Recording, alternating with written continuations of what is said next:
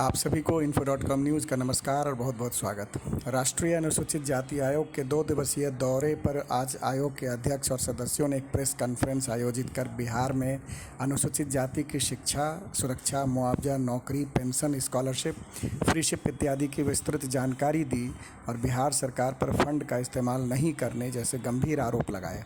आइए चलते हैं प्रेस कॉन्फ्रेंस में और सुनते हैं राष्ट्रीय अनुसूचित जाति आयोग के अध्यक्ष श्री विजय सांपला को। समीक्षाएं हमने यहाँ पर करनी होती। तो आज जो कार्यक्रम था, आज का दिन वो सभी पीओ एक्ट के तहत जो क्राइम को देखते हैं, क्राइम अगेंस्ट अनुसूचित एससी था, उसके लिए हमने आज की बैठक की। तो इन 2 दिनों की बैठक में हमारे सामने जो स्पष्ट रूप से उन चर्चाओं के बाद आया, इसमें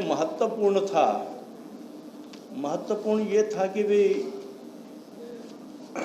स्कूल में जो योजनाओं को चेक कर रहे थे, स्कूल में जो शिक्षा का के लिए अनुसूचित जाति के लिए प्रावधान होते हैं, उसमें बहुत बड़ी कमी दिखाई गई। क्योंकि प्राइमरी से लेके जो है हायर सेकेंडरी तक, मान लो हाई स्कूल तक, उसके आगे हाई स्कूल तक जो है, वो बच्चे पहुंचते पहुंचते ही 80% ड्रॉप रेट है। वो बहुत बड़ा चिंता का विषय है और जिसमें हमने उनको इसके लिए कहा कि ये एक विशेष ड्राइव चलाई जानी चाहिए कि अदरवाइज़ बहुत पीछे रह जाएंगे। और इसमें जो सरकार का आंकड़ा दिया गया है कि पॉपुलेशन का वैसे तो 15.9 है, 16% के करीब है, मगर उसमें से जो विशेष चीज़ देखने की है कि 98.3 बहुत बड़ी रकम होती है कि मानो 2% से भी कम लोग, 98.3 जो लोग हैं वो बिलो पॉवर्टी लाइन में दिखाए गए। ये हमारा आंकड़ा नहीं, बिहार सरकार का दिया हुआ आंकड़ा। और उसमें अगर बच्चों की शिक्षा में इतनी बड़ी कमी आती है तो ये चिंता का विषय है और सरकार को इसके लिए विशेष ड्राइव चलानी चाहिए। उसके बाद आया है कि बच्चों की शिक्षा को लेकर ही कि जो स्कॉलरशिप के लिए एक योजना बनती है, स्कॉलरशिप के लिए उसमें भी बहुत सारी कमी दिखाई दी। चलो, जो स्कॉलरशिप के लिए भी बहुत सारी चीज़ जो है वो कहीं ना कहीं कमी दिखाई दी। और जितने बच्चे अपीयर हुए हैं, यानी अगर मैं कहूँ कि अपीयर जो 4.5 लाख बच्चे जो पोस्ट मैट्रिक स्कॉलरशिप में हैं, तो सिर्फ 77,000 बच्चों को ही स्कॉलरशिप मिली है। जबकि हमने उनसे पूछा तो शायद उनका था कि भी इसमें भारत सरकार के दिशा निर्देश हैं, इतनी तारीख से पोर्टल बंद हो जाएगा, ऐसा कुछ उन्होंने कारण बताया। हकीकत में है, भारत सरकार के दिशा निर्देश स्पष्ट हैं कि पोर्टल जिसमें बच्चों को एनरोलमेंट होनी होती है वो एक दिन भी बंद नहीं होता है। वो सारा साल यानी 1 अप्रैल से लेके 31 मार्च तक खुला रहता है। अगर लास्ट दिन भी कोई बच्चा उसमें एनरोल होगा, उसको भी स्कॉलरशिप में कंसीडर किया जाएगा। ऐसी भारत सरकार की दिशा निर्देश है, जिसको हमने यहाँ पर क्लियर कर दिया और उन्होंने माना कि हम भविष्य में देखो पोर्टल बंद नहीं करेंगे। एड्रेस कर दिया सर, ठीक है।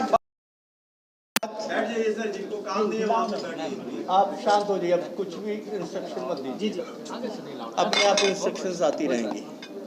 बताइए ऐसे नहीं करो यार। पिछले 2 दिन से कल और आज अनुसूचित जाति आयोग की ओर से बिहार प्रदेश की सभी योजनाओं की समीक्षा के लिए हमारा कमीशन आया हुआ था और ये हम सभी प्रदेशों को, सभी विभागों का, जहाँ जहाँ भी कोई भी सरकार अपनी नीतियाँ, अपने पॉलिसी बनाती है और उस पॉलिसी के तहत या कोई आपका एक्ट बनाती है या कोई रूलिंग तय करती है, उसको रूलिंग को, उस पॉलिसी को ठीक से क्रियान्वित होता है तो उसको देखने के लिए, क्योंकि ये हमारा काम अनुसूचित जाति के लिए बनाई गई योजनाओं को देखना होता है और उनके द्वारा बनाई गई जितनी भी चाहे एक्ट हैं चाहे रूल बनाए गए हैं उनके लिए उनका क्रियान्वयन ठीक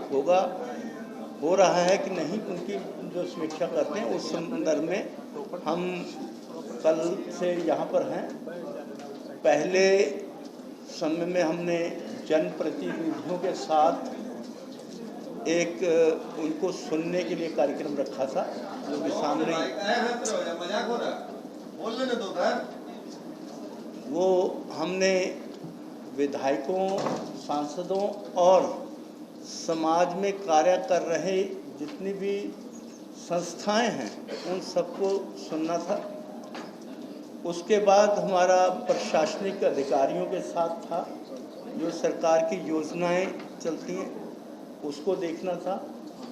और तीसरा आज का दिन था कि क्राइम रेट के लिए पुलिस प्रशासन जो है और उनके कितने जो अनुसूचित जाति पीओ एक्ट बना हुआ है उसके तहत जो लोगों को न्याय मिलता है नहीं मिलता, यानी अगर एक्ट में गजट में कोई कॉमा, फुल स्टॉप, बिंदी भी अगर हटाना है किसी के ऊपर, किसी के में आवाज़ ना की आती है तो वो भी हटानी है, ऊपर बिंदी लगी हुई है वो भी हटानी है, तो वो भी प्रोसीजर इसी है।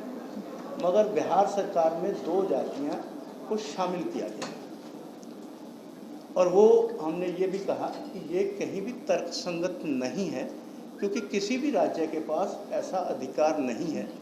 अगर आपने उसको शामिल करना है तो जो प्रोसीजर है उसको फॉलो करना होगा। अगर आप प्रोसीजर को फॉलो नहीं करते हो तो ये अनअधिकृत होगा, गैर कानूनी होगा। तो इसलिए उनको ये हमने डायरेक्शन दिया है कि ये आप नहीं कर सकते, कि ये कोई भी जाति को शामिल नहीं कर सकते। आपने 2 किया है वो गलत किया है। वो 2 कौन है सर? कौन सी जातियां हैं? जो अभी कल क्योंकि कुछ जनप्रतिनिधियों की बैठक में ही ये बात आई थी, तो उसमें जो बताया गया है मुझे स्पष्ट रूप से, बाकी तो सरकार स्पष्ट करेगी, कि उसमें तांती और तत्वा जो उन्होंने कहा कि ये प्रायवाची शब्द ही हैं किसी दूसरी जाति के, मगर अगर प्रायवाची शब्द हो जाति का भी तो जाति वही है। प्रायवाची को भी अगर शामिल करना, मैंने कहा कि बिंदी, फुल स्टॉप, कॉमा भी हटाना है, लगाना है, तो ये एक प्रतिक्रिया को पूरा करना होगा। तो अगर सरकार चाहती है कि इनको शामिल करना तो उस कानून को फॉलो करते हुए ही आगे करे, अन्यथा नहीं कर सकते। अब आ गया एसपी, जो जिसको हम बहुत सारे लोग जानते हैं एससी कंपोनेंट प्लान के तहत आजकल एससीए और एससी एसपी प्लान के रूप में उसको जानते हैं। और उसमें भी हमने डाटा मांगा था कि ये एससी जो है प्रोग्राम का जो है स्पेशल प्रोग्राम जो है उसमें आपने एससी के उत्थान के लिए क्या क्या किया है। तो उसमें अभी तक हमें किसी भी विभाग ने कोई भी रिपोर्ट नहीं दी है, और जितने भी विभागों से हमने पूछा तो उन्होंने हमें यही कहा कि हमारे पास एससी स्पेशल प्रोग्राम के लिए कोई योजना नहीं है। जबकि मैंने केंद्र से ही मंगवाए हैं, ये 17-18 का डाटा है जो केंद्र ने भेजा है एससी एसपी जो प्लान के लिए, इसमें स्पेशल के इतना पैसा जो गया है ये लाखों में है, 17-18 से लेके, यानी टोटल अगर कहें कि 62,061.88 लाख, अगर इसको कहें तो 6,216 करोड़ रुपये बनेगा, जो मुझे अभी तक ऐसे ही है ना। तो ये टोटल इतना पैसा मिला, इसमें अलग अलग टाइम पे भेजा हुआ है। और इसमें ये भी बता दूं कि इनका यूसी जो होता है, यूटिलाइज सर्टिफिकेट जो देते हैं, 19-20 के बाद उसका पैसा नहीं भेजा गया, क्योंकि यूसी उसमें नहीं दिया। जो सरकार की तरफ से पैसा आया था उसमें जो स्टेट शेयर भी होता है वो नहीं डाला गया, और उसके बाद उसका यूसी भी नहीं भेजा गया, जिस कारण 20-21 को 20-21 के साल में केंद्र से कोई पैसा नहीं आया है, मगर फिर भी 22-23 को ये पैसा कुछ 22,614। बैकलॉग की स्थिति जो है, बैकलॉग की हमने स्थिति पूछी थी, तो शायद हमें सभी विभागों का बैकलॉग की रिपोर्ट अभी तक नहीं मिली है। सिर्फ एक विभाग की मिली है और उसमें भी पूर्णता नहीं कह सकते। और हमने ये कहा है कि ये भी हमें जल्द बताया जाए कि किस किस विभाग में कितना कितना बैकलॉग है, क्योंकि जब हम कोई वैकेंसी निकालते हैं तो वैकेंसी निकालने से पहले उस बैकलॉग की पॉलिसी के अनुसार पहले उनको फुलफ़िल किया जाता है और उसके बाद ही दूसरी जो है वैकेंसी को फुलफ़िल करते हैं। इसलिए हमने उनकी बैकलॉग की भी पूरी रिपोर्ट मांगी है, जो उन्होंने कहा है कि हम 2 महीने के अंदर अंदर कर देंगे। एक जो विशेष रूप से हमारे ध्यान में आया है कि कोई भी अनुसूचित जाति के व्यक्ति के लिए ऐसा अनुसूचित जाति को शामिल करना या निकालना ये किसी राज्य का काम नहीं है, ये किसी व्यक्ति का काम भी नहीं।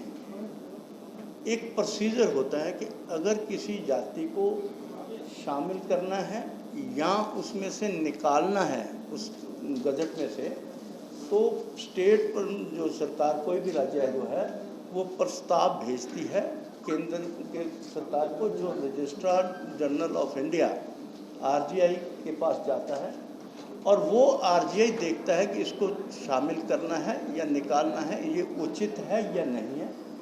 अगर वो 2 बार रिजेक्ट कर देता है तो वो आगे प्रस्ताव ख़त्म हो जाता है और उसके बाद अगर वो ओके करता है, अगर उसको यस करता है तो फिर वो प्रस्ताव आगे अनुसूचित जाति कमीशन को भेजा जाता है और जिसमें अनुसूचित जाति कमीशन की मुख्य भूमिका जो है जिसमें एक तरीके से हम कह सकते हैं कि वीटो पावर भी है कि वो ही जो कह सकता है वही होना होता है।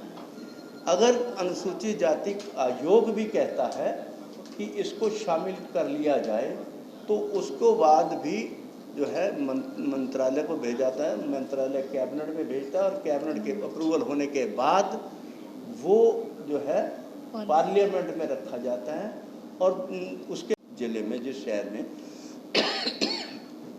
उस हिसाब से उनको जो है फाइनेंशियल मदद की जाती है, मगर उसमें भी रेशो में बहुत बड़ी कमी देखी गई है और उसको भी हमने कहा है कि इसको भी भविष्य में ऐसी समस्या ना आए, वो हमें ज़रूर देखना चाहिए। ये होता है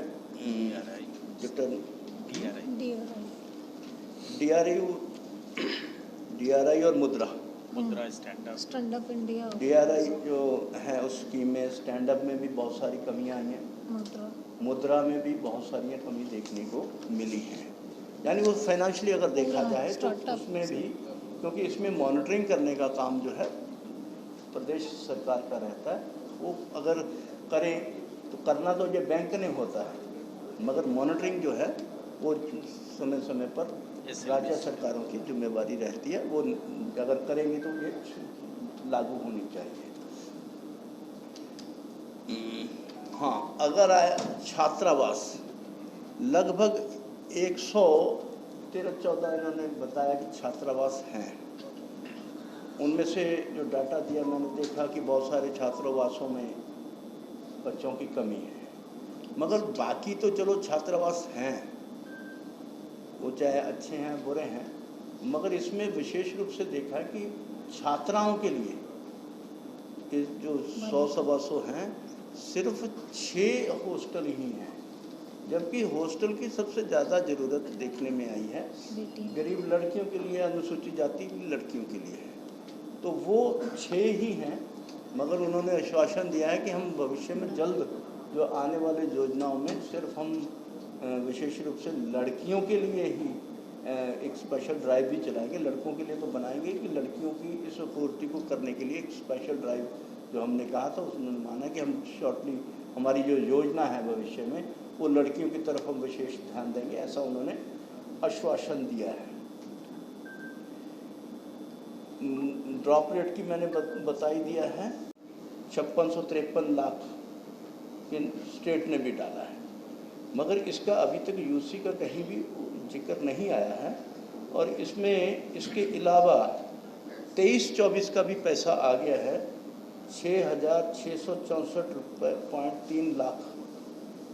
ये पैसा इस स्कीम के अंदर जो अनुसूचित जाति के लिए विशेष कार्यक्रमों के लिए दिया जाता है, और अभी तक क्या खर्चा किया क्या नहीं, ऐसी कोई भी जानकारी हमें बिहार सरकार की तरफ से नहीं मिली है। और ये डाटा हमने उनको बिहार सरकार को प्रोवाइड करा दिया कि आपके पास इतना पैसा भारत सरकार की ओर से आया है, मगर इसमें कोई योजना नहीं बनी।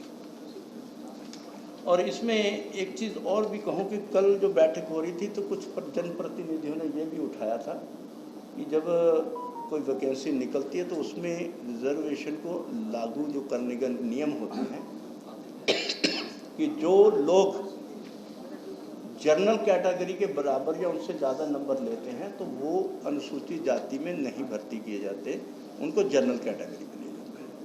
और जो नीचे रह जाते हैं उनको रिजर्व कैटेगरी। मान लो जो जनरल की कट ऑफ रखा होता है, जो लास्ट पॉइंट रखा, अगर उससे ज़्यादा आप किसी अनुसूचित जाति के पास आते हैं तो वो जनरल कैटेगरी में ही होगा और बाकी जो है वो अनुसूचित जाति। मगर यहाँ पर बताया गया था कि ऐसा नहीं होता है।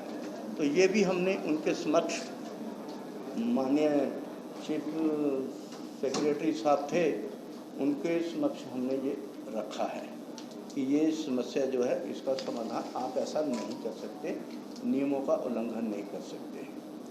और यहाँ तक कुछ अनुसूचित जाति के लोन की बात है, जिसमें नेशनल रूरल लाइवलीहुड मिशन होता है, नेशनल अर्बन लाइवलीहुड मिशन होता है, क्रेडिट एनहांसमेंट गारंटी योजना होती है, वेंचर कैपिटल और क्रेडिट एनहांस गारंटी की योजना को तो कहीं कंसीडर भी नहीं हुआ है, बैंकों द्वारा होता है, कहीं नहीं हुआ। मगर ये एक डाटा होता है कि नेशनल रूरल डेवलपमेंट जो है लाइवलीहुड में जो 40 है ना 50 रूरल में 50% जो है वो सिर्फ पैसा अनुसूचित जाति पे ही खर्चा किया जाता है, बाकी 50% जो रूरल में वो बाकी का कास्ट ऑफ होता है। मगर यहाँ पर बहुत कमी देखने को मिली है, बहुत लंबी जो। और जो शहरों में अर्बन जो लाइवलीहुड मिशन के तहत है वो 48,884 केस बताए गए, मगर हमने उसकी बाइफर्केशन डिस्ट्रिक्ट वाइज और केस वाइज पूछा है कि कितने मर्डर के हैं, कितने रेप के हैं, कितने आगजनी के हैं, कितने दूसरे केसेस में हैं, अब्यूज़ के, कितने लड़ाई झगड़े के। तो उन्होंने भी ये कहा कि हम उसकी भी रिपोर्ट हमें मांगी है, तो भविष्य में आने वाले समय में वो देंगे। तो मुख्य रूप से सर, अभी आपने मर्डर्स की बात की, अभी एक ऐसा मर्डर केस है जो कि काफी ज्यादा लाइमलाइट में है, उसमें सुप्रीम कोर्ट और हाई कोर्ट्स भी इन्वॉल्व हैं। This was the case of the murder of then Gopalganj district magistrate G Krishnaiah. Do you have anything to say on this, या फिर कोई बात हुई बिहार सरकार से? अभी हमने, क्योंकि यहाँ पर जनरल बात हुई है, मगर हमारी मेंबर सदस्य जो है स्पेशली नोटिस कर दिया है, वो नोटिस कर दिए गए हैं हमने कमीशन की तरफ से। और इनको मैंने अभी कह भी दिया है कि ये स्पॉट विजिट पे भी जाएंगी। कल हमने, आज जो है नोटिस जारी हो गया होगा, और कल ही ध्यान में आया था। और इसके लिए हमने अपने जो बिहार को हमारी सदस्य देखते हैं अंजू बालाजी, वो स्पॉट विजिट पर भी जाएंगी जी। मर्डर के लिए है, मर्डर की जानकारी मांगी। जब नोटिस जाता है तो हम सरकार से उस केस की रिपोर्ट मांगते हैं कि इसकी यथास्थिति है क्या, किसने मर्डर किया, मर्डर करने वाला कौन है, कहाँ है, ये सब चीज़ें हम पूछते हैं। तो FIR हुई, ये उसके बाद सरकार की रिपोर्ट आती है। मगर यहाँ पर जो चिंता दिखाई गई, उसके बाद ही हमने कहा कि वो स्पॉट विजिट पे भी जाएंगी और जानकारी पूरी हासिल जी जी इस पे कुछ बताएंगे। हाँ उसमें जी अध्यक्ष जी को मैं इसमें अभी मैं बता रही हूँ। इसमें जैसा आपने पूछा था वो हमें भी वो चिंता लगी थी और वो नोटिस मैंने तत्काल जारी किया था कि आपने जो कानून बदला, कानून में स्टेट लेवल से कैसे प्रावधान, कैसे आपने उसमें चेंजिंग की, और इसीलिए हमने चीफ सेक्रेटरी को और डीजीपी को हमने वो पूछा है। मैंने अभी नोटिस भी है मेरे पास में कापी, लेकिन अभी हमें कोई रिप्लाई उनकी तरफ से आया नहीं है। तो जैसे रिप्लाई आएगी वो मैं आपके साथ भी उसको साझा करूंगी। हमने ये पूछा है कि किस बिहाफ पे कौन से रूल में आपने चेंजिंग की। अभी तो यही कह सकते हैं कि मैडम स्पॉट अरे ऐसा है उसमें स्पॉट विजिट किया, अभी उसमें ज़्यादा एक ही केस पे ना जाए, अभी जर्नल कर रहे हैं हम, इंडिविजुअल नहीं कर रहे हैं। कमीशन की मैं अपने हमारा क्या दायरा क्या है, कमीशन ना तो कोई योजना बनाता है ना कोई रूल एक्ट कुछ नहीं बनाता। सरकारें योजनाएं बनाती हैं, वो चाहे भारत सरकार बनाए चाहे राज्य सरकार बनाए। उन योजनाओं की हमने मॉनिटरिंग करते हैं, उनको देखते हैं कि अनुसूचित जाति के लिए जो योजनाएं किस सरकार ने बनाई हैं, चाहे वो बिहार सरकार ने भी बहुत सारी योजनाएं बनाई, उनकी भी जो है मॉनिटरिंग करना होता है और बाकी सबकी भी हमने जो मॉनिटरिंग जो है करनी होती है। सिर्फ हमने देखना है कि जो योजना बनी है वो उसको लागू हो रहा है कि नहीं है, और किसी भी योजना को बनाना, चालू करना, बंद करना ये कमीशन का काम नहीं है। जो सिर्फ हमारे पास आया था कि इस कारण हम लागू नहीं कर रहे हैं, वो हमने क्लैरिफाई किया कि वो बंद नहीं है। अच्छा सर, एक मिनट, आपने भारत कहा सरकार की योजनाओं में आपको क्या कमी नजर आई? हाँ जी, जो योजनाएं बिहार में चल रही है, अरे इतनी बड़ी मैंने सारी प्रेस कॉन्फ्रेंस में बता दिया ना। चलिए मैं दोबारा बाद में ले लूँगा। और SC/ST के स्टूडेंट का अगर ज्यादा कट ऑफ आता है जनरल से तो वो जनरल में शिफ्ट होंगे जी, लेकिन अब भारत सरकार की नौकरियों में क्या कुछ अपडेट है बताएं? सेम रूल है। तो भारत सरकार इसको फॉलो करती है बिल्कुल। SC/ST के बिल्कुल। स्टूडेंट अगर कोई ऐसा नहीं होगा तो आप हमारे ध्यान में संज्ञान में लाएंगे, हम उसको लागू हस्तक्षेप करेंगे। सरकार को हम सभी मुख्य सचिव जी, होम सेक्रेटरी और आपका डीजीपी भी थे, और कल जो बात आई थी हमारे बीच में कि वे जनप्रतिनिधियों ने कि क्योंकि अभी हमें बताया गया कि 38 जिलों में 40 पुलिस स्टेशन जो हैं वो अनुसूचित जाति के बनाए गए हैं, मगर जनप्रतिनिधियों की तरफ से उनके प्रति भी शंकाएं कुछ जाहिर की गई थी, जो हमने उनको बताया है। डीजीपी साहब ने, उन्होंने भी कहा कि भविष्य में हम इसकी भी भरपाई जो है इसको ठीक करेंगे, और अपने अधिकारियों को ट्रेनिंग का उन्होंने पार्ट बताया है कि ट्रेनिंग भी देंगे, जो बता दे रहे हैं। मगर हमने उसमें भी कहा कि PO एक्ट को जो देखता है वो एक DY, आप डिप्टी पुलिस सुपरटेंडेंट कहते हैं या DY कहते हैं या क्या कहते हैं मुझे नहीं पता, यानी उस लेवल का DSP लेवल या DY लेवल का या ACP लेवल जिसको कहते हैं, उस लेवल का अधिकारी ही जांच करेगा। तो हमने ये भी कहा कि उनको भी इसकी ट्रेनिंग दी जानी चाहिए ताकि ये जो काम हो सके। तो एक हमने फ्री शिप कार्ड का भी बात की थी कि वे फ्री शिप कार्ड जो है अगर भारत सरकार की तरफ से लागू है तो उस पर अमल करना चाहिए। प्रदेश सरकार का उनका जवाब था कि उन्होंने कुछ बच्चों के लिए क्रेडिट कार्ड किया है कि योजना बनाई है जिसमें 4 लाख रुपए तक की उनकी योजनाएं, उसमें लोन मिलेगा। मगर हमारा कहना था कि फ्री शिप और लोन में बहुत अंतर है। लोन वापसी करना होता है ब्याज के सहित, पर फ्री शिप में उन्होंने कुछ भी नहीं देना होता। तो जो सुविधाएं उनको भारत सरकार की ओर से मिल रही हैं उसमें आगे बढ़ना चाहिए, और जिस पे उन्होंने विचार करने के लिए हमें आश्वासन दिया है। और ये मुख्य रूप से हमारे पास यही मुद्दे थे, और भी कुछ मुद्दे होंगे जो छूट गए हों। PO एक्ट में प्रावधान है कि अगर मर्डर होता है तो उसमें नौकरी देने का भी प्रावधान होता है, और उसमें आगे कुछ और भी है कि जब मर्डर होता है 3 महीने का राशन भी देते हैं। अगर उनके आश्रितों को 5,000 रुपये तक की पेंशन भी मिलती है, और साथ में जो बच्चे होते हैं उनको ग्रेजुएशन, अब तो ग्रेजुएशन शिक्षा का भी प्रावधान होता है, रहने के लिए मकान का भी प्रावधान होता है। अगर उसके पास और कोई कारोबार ना हो तो 3 एकड़ तक ज़मीन देने का भी प्रावधान होता है। और ये इसमें को थोड़ी सी बहुत सारी जगह पे हमने देखा है कि वो डाटा जो है वो उचित सही नहीं था, जिसे उन्होंने कहा कि हम जल्द उपलब्ध करा देंगे।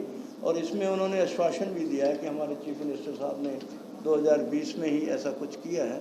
तो हमने ये भी कहा है कि 2020 के बाद कितनी लोगों को नौकरी मिली है, ये भी डाटा हमें जो प्रोवाइड करवा दें।